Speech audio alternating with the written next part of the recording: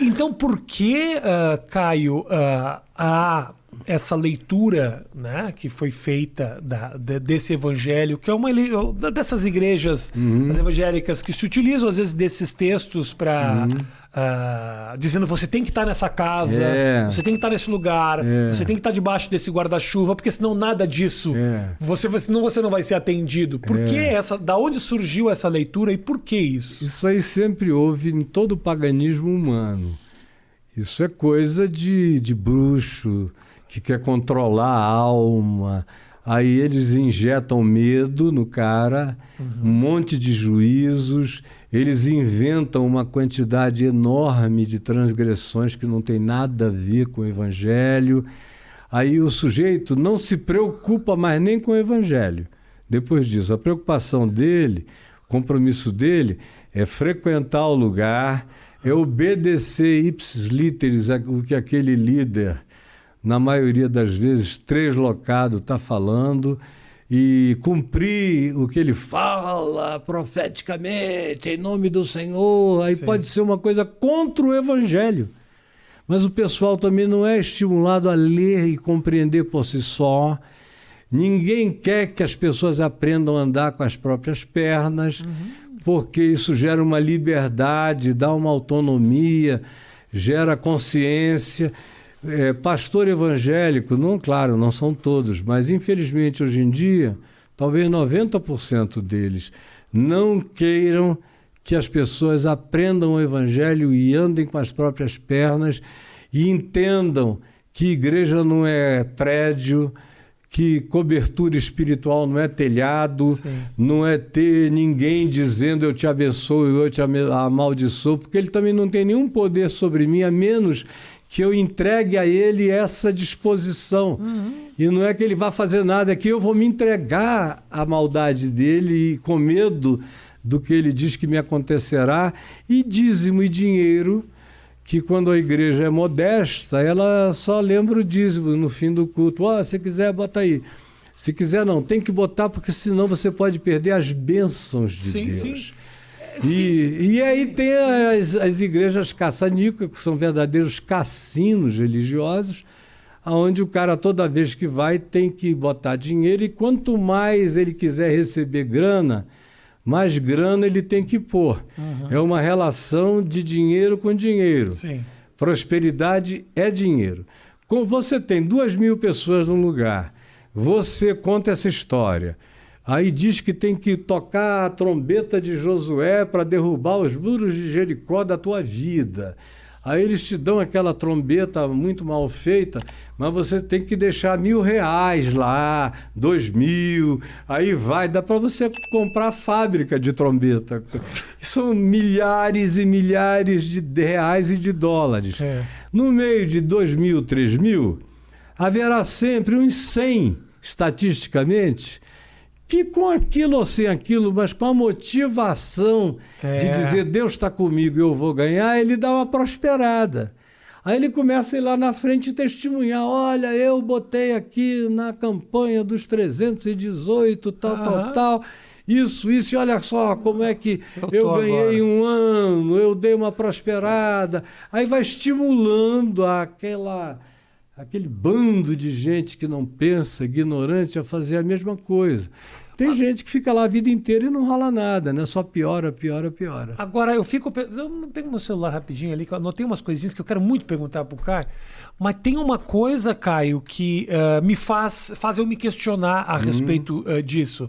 Obviamente, tem ali no meio, não tenha dúvida de que existe uma motivação equivocada e financeira para essa manipulação, mas, por outro lado, é incontável o número de histórias de pessoas completamente desacreditadas que quase precisavam dessa disciplina para conseguir respirar e sair do fundo do poço.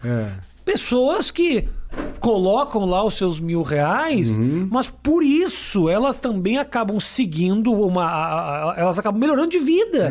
Porque elas ganham o objetivo. Entram na linha, o pai para de bater na esposa, começa a ficar dentro de casa, cuidar dos filhos, sai do mundo das drogas. Obviamente, não estamos agora vendo a motivação do pastor. Eu estou falando mais do fenômeno de recuperação recuperação humana. E aí, como é que faz? Eu fico pessoalmente dividido, porque eu vejo o benefício. E, obviamente, também vejo a intenção. Entendeu? Como é que você que passou por esses lugares trabalha isso? Do mesmo jeito que eu te falei daquele negócio do pessoal que diz eu fiz em teu nome e Jesus disse eu nunca vos conheci. São dois grupos.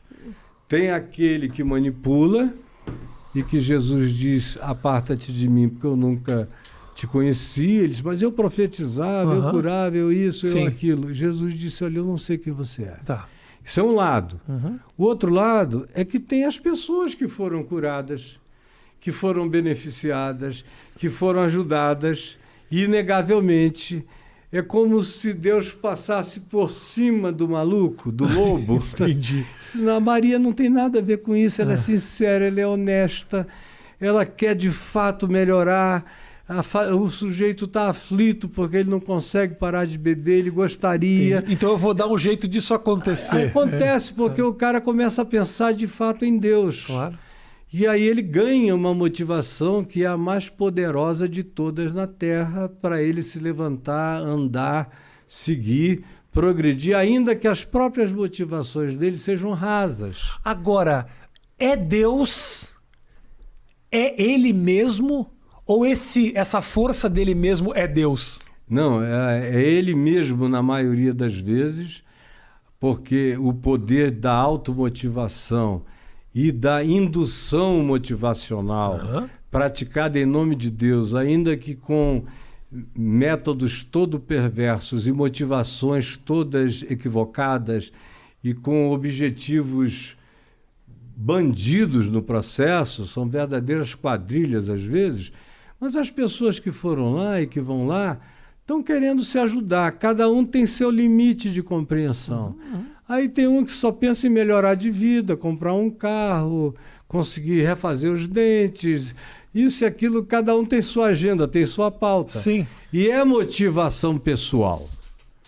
Outros, no entanto, além da motivação pessoal, começam a desenvolver uma fé que transcende a motivação pessoal. Essa fé é que vai operando coisas, às vezes, extraordinárias na vida das pessoas. Mas ela continua pensando que aquele lugar, que aquele endereço, que aquele CNPJ, que aquele teto, que são aqueles caras, embora eles não tenham nada a ver. Nada a ver. Eles foram só os grandes motivadores, de modo errado, que produziram na pessoa esse desejo de superação e elas foram adiante. Foi o gatilho, né? Foi o gatilho, na maioria das vezes. E em outras vezes, no processo do gatilho, o cara acaba encontrando. Aí o que acontece? Essas igrejas têm as portas tão largas na frente quanto no fundo, na porta dos fundos. O que acontece? O cara entra, fica ali um ano, aí ele começa a ouvir outras coisas aqui e ali. Aí ele diz, bom, eu tinha que ter passado por aqui, mas aqui não é o meu lugar para ficar. Então, eles acabam procurando outros lugares mais tranquilos, mais lúcidos, não abusivos, onde, por mais que eu acho que não é a melhor coisa, mas eu tenho que reconhecer que é infinitamente melhor do que onde o cara estava e que ele vai melhorar indo para ali.